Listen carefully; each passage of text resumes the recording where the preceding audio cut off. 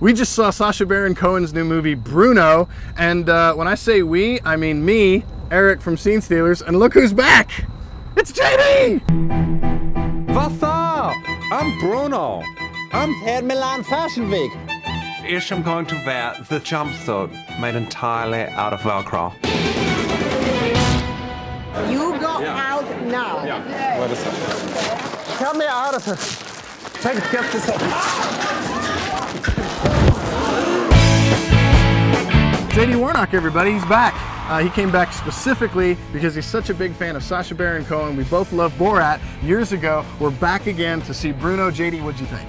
You know, it's a bit of an overstatement you have there. I'm not such a huge Sacha Baron Cohen fan. Okay. That's not why I came back. I came back because, you know, I gotta come back every once in a while and make sure things are still in order. Honestly, I went to the dentist today, and ironically, this experience was very much like that. I personally think that this film is very much about Sacha Baron Cohen and not so much about the audience. So the experience of sitting through that film for 82 minutes because he had such a ball, right?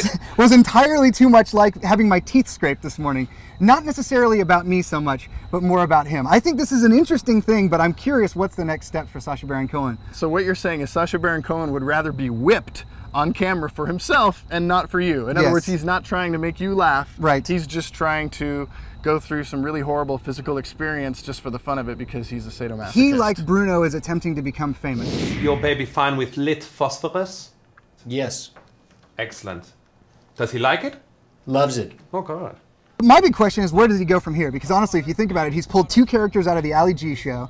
He's done both of them. He's done things nobody's ever done on film. He's challenged everything, right? He's broken it down. Where's the next step for him? Because I'm thinking like a straight nightly news guy would be like, you know what I mean? Jim Carrey does serious. What does Sacha Baron Cohen do? Nobody does comedy like this anymore. Sacha Baron Cohen is the most fearless comedian around. There's not another movie that I remember in recent memory having smiled at for 90% of the film and then laughed out loud for most of the rest of it. This movie covers some of the ground that you never thought you'd see before on screens. And if you have a light stomach or what? Okay, The Hangover, right? $200 million at the box office. Can I just say that? The Hangover. It's got a penis in it. This movie goes farther than that. Okay, so but listen. It goes farther than that? Yes, it does. That's an understatement, I would imagine. Well, the Hangover's a mainstream comedy is what I'm trying to say. Our tastes have moved on.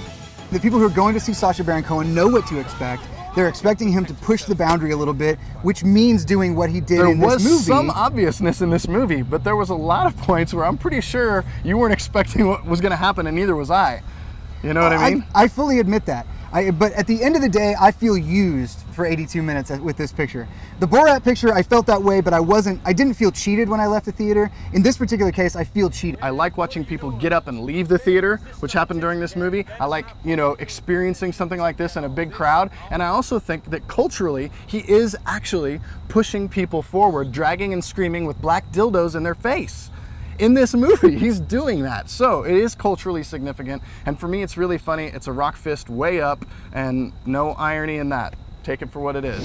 I love your constant effort to try and find the cultural significance in something like this. I will agree that there is social commentary going on here, but there's also social commentary going on in South Park. And quite frankly, it's the vehicle that ends up not really serving the purpose in that particular case. You know, but I'm going to go a minor, and I mean super minor, almost Swiss fist, rock fist up on this film. I don't want to give it a rock fist up, but I did laugh because there's some really funny things going on. But this is the last time he can make this movie. If he does this again, then it turns out to be one of those lame, like, it's like Everclear, who makes the same record 5 times over, and the first song wasn't that good to begin with, right? You can't make this movie again. You've already made it twice. You can only do so many Ali G characters. His first song was good though. His first Bruno or Borat was really good. And a perfectly valid point. My point is Santa Monica, Borat. Yeah, bad example, right?